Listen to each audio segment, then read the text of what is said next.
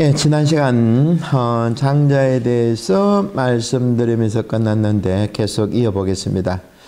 창세기 3장을 보면 야훼 하느님께서 날이 저물어 산들바람이 불 때 동산을 거니시는 소리를 듣고, 이처럼 하느님조차도 이 세상을 만들어 놓고 걷는 것, 장자처럼 소유유 이것이 좋아하시는 일 중에 하나가 아닌가 합니다.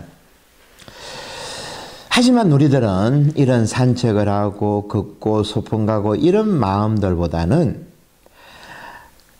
가시덤불에 우리 마음이 꽁꽁 묶여 가지고 옴짝달싹 못하는 우리들의 마음, 이러한 상태를 장자는 또 이런 비유로서 설명했습니다. 꽁은 비와 이슬 속에서 10걸음에 한 번 쪼아 묻고 100걸음에 한 모금 마시더라도 조롱 속에 갇혀 길러지는 것을 원하지 않는다. 넉넉한 곳에 살아 정력이 왕성해진데도 그것을 좋아하지 않는다. 어쩌면 우리네 삶이 세상에 갇힌 새보다 더 고단하고 슬픈지도 모릅니다. 좀 전에 말씀드린 새장 속의 그 새에 대한 장자의 비유는 새가 하늘을 나르는 자유는 잊었지만 적어도 먹이를 구할 걱정은 하지 않아도 되죠. 하지만 우리들의 삶은 어떻습니까? 먹고 살기 위해서, 또 먹여 살리기 위해서 우리는 반드시 새장 속으로 들어갑니다. 그런데 더 안타까운 것은 새들은 스스로 들어간 게 아니라 잡혀서 새장 속에 들어갔지만 우리는 제 발로 걸어 들어간다는 거죠. 그리고 더 기가 막힌 것은 먹고 살만하면 세상 속의 새장에서 나와야 할 터인데 이 좁은 곳에서 명예와 체면, 권력까지 탐하면서 죽을 때까지 있다는 것입니다. 그래서 프랑스의 장자크 루소가 이런 말을 했죠. 인간은 자유롭게 태어나서 어디서든 속박받는다. 루소의 이 말에 무릎을 치지 않을 사람이 없을 겁니다. 그런데 이런 부분이 우리 성경 구약의 판관기 9장에 가시나무 비유를 해가지고 나와 있는데 한번 들어보십시오. 하루는 나무들이 모여 자기들을 다스릴 왕을 세우기로 하고 올리브 나무에게 청을 드렸다. 우리 왕이 되어주게. 그러나 올리브 나무는 사양을 했다. 내 기름은 모든 신과 사람을 영화롭게 하는 것. 그런데 나 어찌 기름을 내지 않고 이 자리를 떠나 다른 나무들을 내려다보며 어서 되겠는가. 그래서 이번에는 나무들은 무화과 나무에게 청을 드렸다. 자네가 와서 우리 왕이 되어주게. 하지만 무화과 나무도 사양을 했다. 나 어찌 이 훌륭한 가해를 내지 않고 자리를 떠나 다른 나무들을 내려다보며 어서 되겠는가. 그래서 나무들은 포도나무에게 청을 드려보았다. 하지만 포도나무도 사양을 했다. 내 술은 모든 사람을 흥겹게 해주는 것. 그런데 어찌 이 술을 내지 않고 다른 나무들을 내려다보며 어서 되겠는가. 여기서 판관계는 어서 되겠는가 이걸 3번이나 반복해서 사용하고 있죠. 마지막 모든 나무는 가시나무에게 청을 드렸다. 자네가 와서 우리 왕이 되어주게나. 그러자 가시나무는 그 나무들에게 이렇게 대답하는 것이다. 너희가 정말로 나를 왕으로 모시려는가? 정녕 그렇다면 와서 내 그늘 아래 숨으라. 그러지 않다가는 이 가시덤불이 불을 뿜어 레바논의 송배까지도 삼켜버릴 것이다. 판관기 9장에 있는 성경 구절입니다. 가시나무와 같은 폭군이 왕을 맡았으니 그 결과에 대해서는 말할 필요가 없겠죠. 인간에게는 심리적으로 자기보다 강한 권력에 대한 굴종이 있다는 겁니다. 나무들이 왕을 뽑아놓고 굴종하지 않으면 가시나무의 덤불에서 불을 뿜어 다 태워버린다고 했습니다. 요즘 저는 마음을 공부하면서 이렇게 가시덤불에 주목하고 있는데 예수님의 씨 뿌리는 사람의 비유에도 가시덤불이 나오죠. 이처럼 가시나무의 비유는 구약의 하느님께서는 왕정 제도를 분명 거절했지만 백성들이 집요하게도 자기네들 왕이 필요하다는 것을 보채는 것을 보여주는 것입니다. 아무 왕이나 뽑아놓고 그 밑에 스스로 들어가 복종하겠다는 것이 이 가시나무의 비유의 내용입니다. 여러분 여기서 한번 질문해 봅시다. 좀 이상하지 않습니까? 도대체 우리 인간의 마음이 어떻게 생겼길래 스스로 종이 되어 굴복하려고 하는지 그 이유를 이제부터 오늘 이 시간 알아보려고 합니다. 이 세상에 살면서 편안함을 찾기는 쉬운 일이 아닙니다. 우리 안에는 매우 특이하고 이상한 심하게 고동치는 무엇이 있어서 우리를 언제나 불안하고 불만스러우며 좌절에 빠지거나 괴롭게 합니다. 그 무엇 때문에 편히 쉬기가 어렵습니다. 우리 안에 욕망의 불길이 꺼지지 않고 끊임없이 타올라 우리를 휘몰아치죠. 한번 여러분 집에 개나 고양이 키우는지 모르겠습니다. 개나 고양이가 그런 적이 있습니까? 뭔가 불같은 마음이 막 개나 고양이가 타올라가지고 정신을 못 차리고 펄떡펄떡 뛰고 이런 거 보기 힘들죠. 그죠? 유독 우리 인간에게 이런 불같은 마음들이 있다는 겁니다. 사실 저도 처음 신부되고 보좌 신부 때는 술을 좀 거하게 먹으면 이상하게 그때 저희 집이 해운대인지라 바다에 뛰어들고 또 강이 있으면 강에 뛰어들고 안에 내면에 불덩이가 있었는데 그 당시에는 몰랐습니다. 내가 왜 뛰어드는가. 하지만 요즘 마음에 대해 공부하면서 내가 왜 그 당시에 그렇게 했는지 조금 이제 이해를 해가는 그런 단계입니다. 미국의 위대한 사상가인 소로가 있습니다. 콩코드주에 소로가 있는데 그는 요즘에 한국에서 유행하고 있는 나는 자연인이다 하는 원조라 보면 됩니다.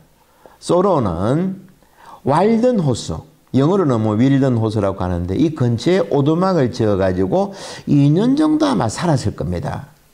그리고 우리 한국 사람들이 좋아하는 법정 스님 있죠. 법정 스님이 이 와일든의 그 소로의 흔적을 찾기 위해서 3번이나 미국 가가지고 그 호수를 찾아갔을 정도였습니다. 도시와 군중을 피해가지고 자연 안에서 이 두 사람이 살았는데 한 사람은 법정 스님은 산에서 살았고 그죠? 암자를 지어가지고 또 한 사람은 호수에서 자신들의 마음을 살핀 사람들입니다. 법정 스님 이야기 나서 조금 더 말씀드리면 법정 스님이 성철 스님 밑에서 공부를 했다고 합니다. 성철 스님이 법정에게 이런 말을 했다고 하는데 수많은 종교 중에서 불교만이 영원한 진리라고 말하지 않으련다. 만일 앞으로 내가 불교 이상의 불교보다 더 좋은 종교나 진리가 나온다면 나는 당장 이 중옷을 벗어버리겠다. 그리고 또 젊은 법정이 하루는 성철에게 스님 우리 같은 중들이 정말 성불할 수 있겠습니까? 그 무렵에 성철 스님이 이렇게 답했답니다. 인간이란 금광과도 같은 대광맥이 우리 가슴 속에 숨어 있다. 이것을 찾으면 우리도 성불할 수 있다. 참으로 멋진 제자의 멋진 스승이죠. 마음이라는 주제로 공부는 여러분들이 잘 해본 적이 없었을 겁니다. 학교에서도 배웠습니까? 어디 뭐 잘 공부하기 쉽지가 않죠. 우리가 용서를 7편 했는데 사실 그 일부라 그러면 이 마음에 대한 공부도 이어지는 겁니다. 이 마음에 대한 공부가 조금 어려워도 조금 전 성철 스님의 말대로 우리 안에 금맥을 찾는 그런 노력으로 같이 삽을 들고 곡괭이를 들도록 해야 되겠습니다. 사실 에피오시온, 아르키포이멘이란 단어 몇 개를 찾기 위해서 2000년 전에 쓰레기 매립장을 파면서 평생을 공부한 영국의 고고학자들 제가 몇 주 전에 설명드렸죠. 그죠? 그들을 생각해야 됩니다. 오늘 마음에 대해서 본격적으로 시작하기 전에 먼저 마음에 대해서 공부한 위인들에 대한 가르침을 한번 주목해 보도록 합시다. 조금 전 제가 소개한 미국의 소로, 이 사람은 이렇게 말했습니다. 우리 마음은 단지 어쩌다 조용하고 한가로운 평화를 만날 뿐이고 평소에는 내 마음 안에 갈망이 음료수를 휘저는 막대와 같아 라고 했습니다. 여러분 저기 사춘기에 아들 키워봤나 모르지만 그거 보면 그렇죠.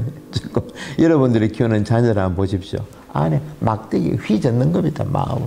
그럼 어떻게 됩니까? 밖으로 뛰어나가야죠. 제가 30대에 그냥 해운대 술 중에 술만 먹으면 빠진 것처럼 소로는 이렇게 표현했습니다. 그리고 우리가 잘 알고 있는 프로이드는 우리 마음의 중심에 타오르는 불꽃이 있는데 그것은 특별히 겨냥하는 바도 없고 스스로 끌 수도 없어 우리를 안절부절 못하게 만들며 우리가 쾌락을 추구하도록 밀어붙인다. 조금 전 소로하고 크게 차이 나는 말은 아니겠습니다. 그리고 프로이드의 제자 칼 융은 이렇게 이야기했습니다. 우리 영혼을 구성하는 매우 깊고 대체할 수 없는 원형적인 에너지라고 했습니다. 그러니까 내 안에 있는 이 부글부글 용암처럼 타오르는 마음 안에 있는 것이 원형적 에너지. 그러니까 이것은 원형적이라는 말은 우리 수천 년 전, 수백 년 전 우리 조상들부터 물려받은 신화라든지 어떤 그런 부분들 원형 이런 에너지라고 표현했습니다. 그래서 이것은 너무 파괴적이어서 별로 다정하지 않다고 경고했죠. 그리고 서양의 철학을 말 그대로 지금까지 모든 철학자들이 내뱉는 것들은 플라톤의 각주라 그러는데 플라톤 이렇게 이야기했습니다. 우리는 불타오르고 있다. 그것은 우리의 영혼이 이 세상이 아닌 저 너머의 세상에서 왔기 때문이며 저 너머의 세상은 우리 안에서 창조의 힘을 지닌 열망과 희망을 통해서 우리를 다시 그곳으로 이끌어간다. 플라톤은 이 말을 조금 들어본 거 안 같습니까? 불타오르네. 어디 나옵니까? 방탄소년단 그죠? 그 제목이 뭐고? 그냥 불타오르네가. 하여튼 기억나죠, 그죠? 불타오르네. 모르겠습니다. 방탄소년단이 플라톤에서 배워왔는지 모르지만 하여튼 같은 의미겠죠. 불타오른다는 거. 그러니까 플라톤은 세상을 두 가지로 봤습니다. 우리가 지금 여기 살고 있는 세상, 이것은 가짜 세상, 그림자 세상이고 우리 본 세상은 저 하늘 너머에 있다는 거죠. 그리고 한 사람만 더 보도록 하겠습니다. 아우구스티누스 대학자죠. 이분은 당신을 향하여 우리를 만들어 놓으셨기에 당신 안에 시기까지 우리 마음은 이렇게 착잡하고 힘듭니다. 그러니까 딱 우리한테 맞는 말씀이죠. 그죠? 우리한테 맞는. 그러니까 이 세상에는 절대로 편안하고 우리가 생각하는 이런 어떤 평화, 안전 이런 거 없다는 겁니다. 하느님께서 그렇게 만들어 놓으셨기 때문에 우리는 저 세상 하느님 나라 그분을 만나기까지는 우리는 항상 우리의 마음은 이처럼 불편하다는 거죠.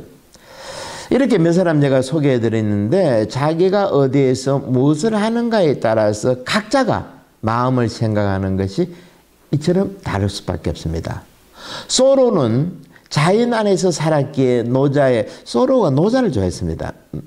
노자의 천지불인 이 만물이 추구라는 게 있는데 이 말은 뭔가 하니까 노자는 자연을 이렇게 표현했는데 자연은 인자롭지 않아서 만물을 이 세상을 지프로 만든 개 인형처럼 취급한다는 것이다 라는 것이 천지불인 이 만물이 추구라는 겁니다. 그러니까 당시에는 인형을 지프로 만들었는가 봐. 아니 애들이 발로 툭툭 차면서 노는 것 같은데 그래서 노자도 자연 안에서 사는 사람이기 때문에 자연이라는 것은 평화롭지 않죠. 그죠? 지금 한번 보십시오. 지금 자연이 일으킨 질병 아닙니까? 바이러스가. 자연은 결코 평화롭지 않다는 겁니다. 그리고 여름이면 가을에 불어오는 태풍들, 지진들 자인의 이 모습이 그렇다는 겁니다. 우리 생각하고 다르게 친절하고 부드럽고 이런 것이 아니라는 거죠. 저도 몇 년 전에 시골 생활을 조금 해봤지만 절대 낭만적이 아닙니다. 자연과 함께 살아가는 우리들의 마음도 한시라도 편안하기가 쉽지 않다는 거죠. 소로의 내 안에 갈망이 음료수를 휘젓는 막대기와 같다는 것도 사실 자연을 보고 이야기했던 겁니다. 그럼 프로이드를 한번 봅시다. 프로이드는 과거에 상처받고 억압된 무의식이 우리의 행동을 부정적으로 지배한다고 보았습니다. 오이디푸스 신화라든지 이런 것을 통해 가지고, 그러면서 프로이드는 특히 인간의 마음이 성적인 것에 송두리째 사로잡혔다고 좀 강하게 밀고 나갔죠. 인간을 파악하는 데 있어 가지고 내 안의 무의식을 모든 것들을 성적인 면으로 해가지고 좀 강하게 주장을 했습니다. 이 때문에 칼 융부터 해가지고 많은 제자들이 그의 곁을 떠났는데, 하여튼 그리고 좀 전에 말씀드린 플라톤은 세상을 그림자로 보았고 죽음 너머의 저 세상이야말로 본래의 세상으로 보았습니다. 그래서 이 세상에서 우리 마음은 불타오르는 엔진과 같아야 한다고 보았습니다. 그래서 이 마음으로 창조적인 철학과 예술과 같은 정신적 활동으로 순수하게 우리의 정신을 갈고 닦아야 된다고 생각했습니다. 그래서 그리스 때 노예를 부린 이유가 이런 거죠. 육체 노동을 안 했습니다. 소크라테스의 그 철학을 따른 사람들 하루 종일 선이 무엇인지 악이 무엇인지 이런 점들을 가지고 계속 대화를 나누면서 마음을 닦았다는 거죠. 그리고 마지막으로 제가 좀 전에 소개한 아우구스티노스 성인은 인간의 마음은 오직 하느님만을 향한 사랑으로 보았고 이 세상에 어떤 것도 마음을 편하지 못한다는 것. 제가 몇 사람 소개해 드렸습니다. 마음 만만치 않죠. 시작부터 초치는 소리인지 몰라도 인간의 마음을 비전문가인 제가 이렇다 저렇다 하는 것은 말도 되지 않지만, 이렇게 용기는 여러분과 함께 가지는 것은 이 중요한 우리의 마음을 전문가들에게만 맡길 것이 아니라 저 같은 아마추어도 여러분과 함께 도전해 볼 수 있지 않을까, 여기에 위안을 가집니다. 왜냐하면 마음을 그 누구도 이렇다고 한마디로 정의를 못 내립니다. 왜?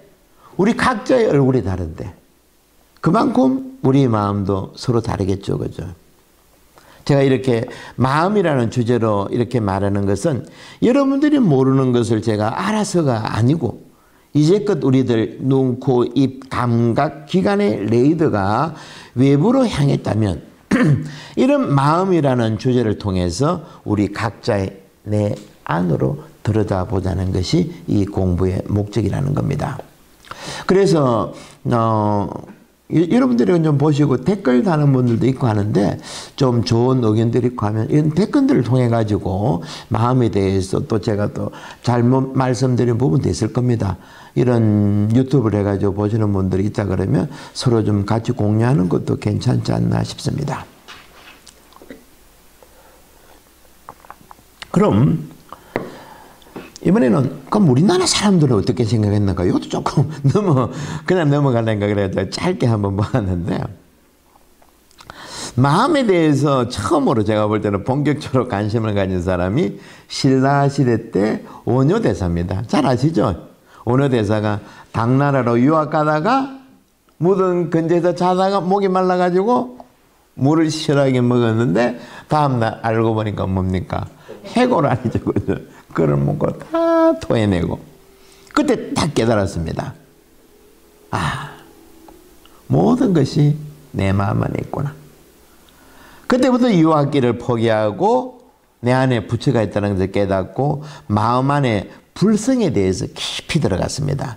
하지만 그 위에 조선시대가 왔고, 당연히 우리가 아는 것처럼 조선시대는 불교를 배격했고, 그래서 이제 부처에 대한 공부가 어디로 옮겨갔는가 하니까 성리학으로 옮겨갔고, 이때부터 조선은 마음에 대해서, 성리학이 이야기하는 마음에 대해서 엄청난 에너지로 연구하기 시작했습니다. 제가 볼 때는 마치 현대의 심장외과 교수들이 심장을 파헤치면서 수술하는 것처럼 가다할 정도로 모든 선비들이 모여가지고 마음을 공부했지만 결과는 어떻습니까? 당파 싸움이었죠. 참으로 안타까운 거지만은 그렇게 크게 도움이 되지 않았나 하는 뭐 하여튼 좋은 점도 있겠죠. 하여튼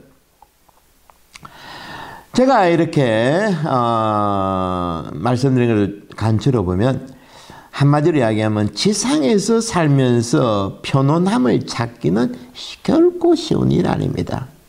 우리 안에는 매우 특이하고 이상한 심하게 고동치는 무엇이 있어가지고 우리를 언제나 불안하게 하고 매사가 불만스러우며 때론 좌절에 빠지게 하거나 괴롭게 합니다. 이것은 나이가 든 사람이나 젊은 사람이나 똑같이 그렇다고 봅니다.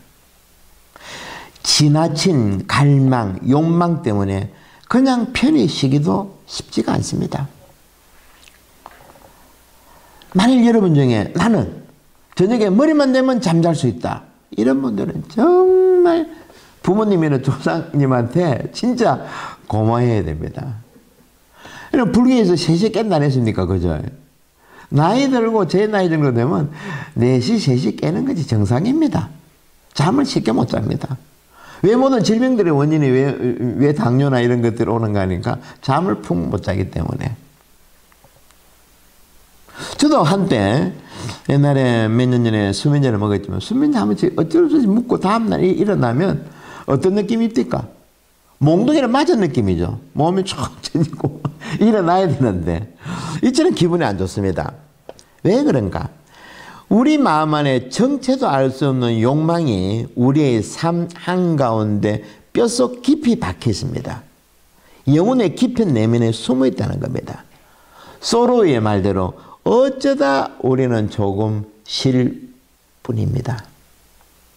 조금 전에 제가 알아본 유명한 사람들이 모두 표현 방법이 어떻든 최종적으로 같은 것을 말하고 있죠. 인간은 꺼지지 않는 불길과 안절부절 못하는 상태, 편안하지 못함, 외로움, 향수, 길들일 수 없는 야성 등 모든 아픔을 가진 채 우리는 살아간다는 겁니다. 하지만 또 어떨 때는 이런 파괴적인 힘이 또 180도 바뀌어가지고 우리에게 기쁜 에너지를 주어가지고 창조적인 작품을 만들게 하죠. 야, 내가 이거를 만들어냈나 할 정도로. 그리고 또 어떨 때는 우리가 목숨을 바칠 만큼 아름다운 사랑에 빠지기도 합니다. 마음은 이처럼 우리를 때론 고통으로, 때로는 달콤함으로 이끌어 갑니다. 이 잔인한 갈릴길에서 우리를 어디로 갈지 모르게 헷갈리게 하는 것이 마음이란 놈입니다. 그리고 이 마음이라는 놈은 우리 개인에게만 영향을 끼치지 않습니다. 때로는 집단적인 마음을 만듭니다. 여러분 각자의 마음을 지금 소개했는데 또 이 마음이 거기서 그치지 않는 거라 집단화시키는 겁니다. 이게 또 무서운 겁니다. 엄청난 파괴력을 가집니다. 이것들이 국가적으로 민족적으로 뭉치게 됐을 때는 20세기가 끝날 무렵에 우리 동료 인간들의 손에 죽은 숫자가 1억 명을 넘었다고 합니다. 1억 명. 1차 대전, 2차 대전, 그리고 중국의 그 마오쩌둥부터 해가지고 스탈린, 그리고 캄보디아의 폴포트 해가지고 1억 명이랍니다. 무서운 거죠. 이렇게 마음이라는 것은 우리 상상을 초월하는 겁니다. 인간 마음 안에 자리 잡은 이 정신질환이 인류에게 집단적으로 드러나는 것이 1차 대전, 2차 대전인데 이런 현상에 대해서 병적 진단을 전문의가 내린다 그러면 이렇게 말한다고 합니다. 우리 인류는 만성적인 피해망상증, 적으로 감지된 대상에 대해 무차별적인 살해와 극도의 폭력과 잔인성을 보이는 병적 성향으로 언제든지 잔혹한 범죄를 저지를 만큼의 정신 이상 정세, 이것이 전문의가 집단에 대한 마음, 이 정세를 이렇게 이야기한다는 겁니다. 만만치 않죠, 그죠? 개인적으로 잠 못 이루게 하는 것뿐만이 아니고 1억 명을 죽일 만큼 우리 마음은 이토록 무섭다는 겁니다. 왜 이런 일이 일어나는가?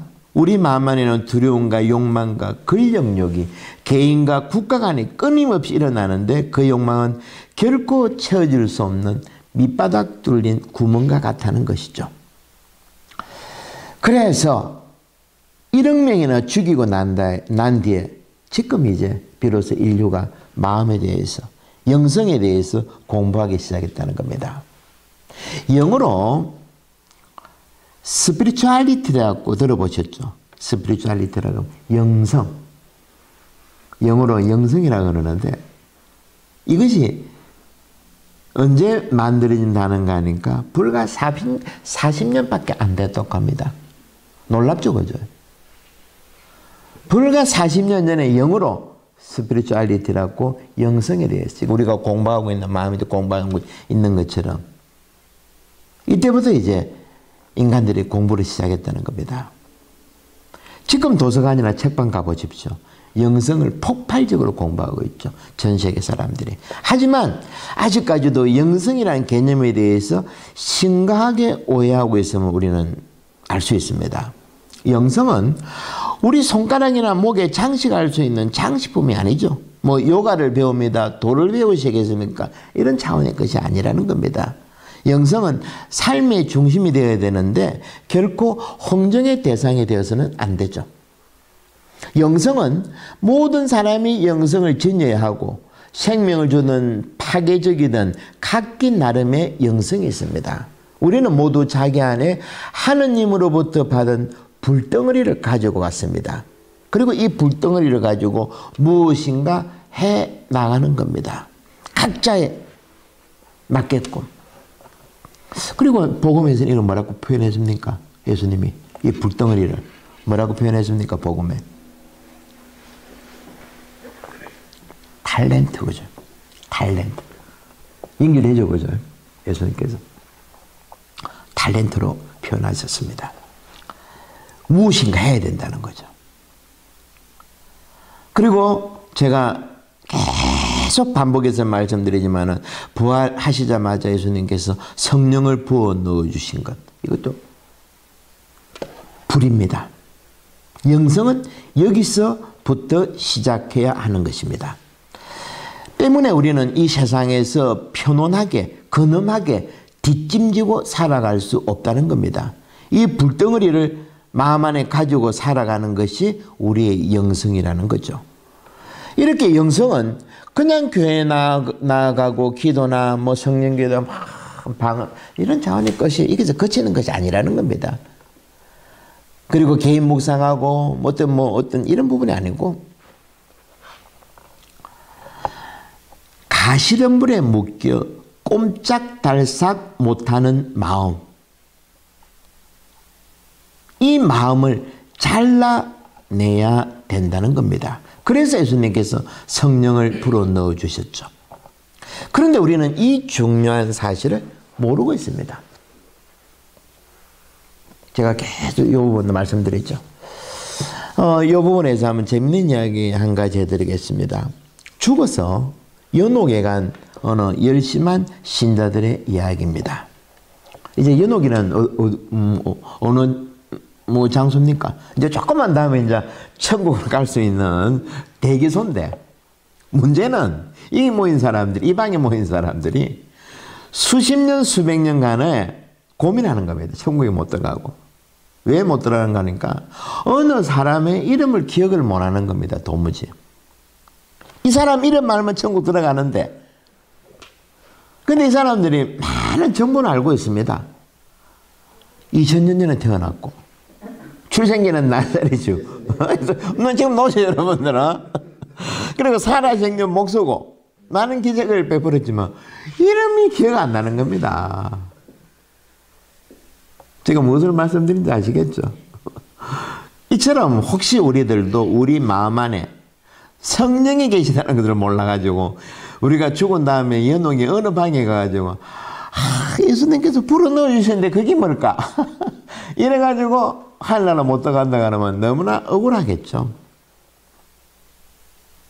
마음을 공부하면서 우리 마음 안에 가시덤불에 갇힌 성령을 어떻게 끄집어낼 것인가. 이것이 우리에게 가장 큰 숙제라는 겁니다.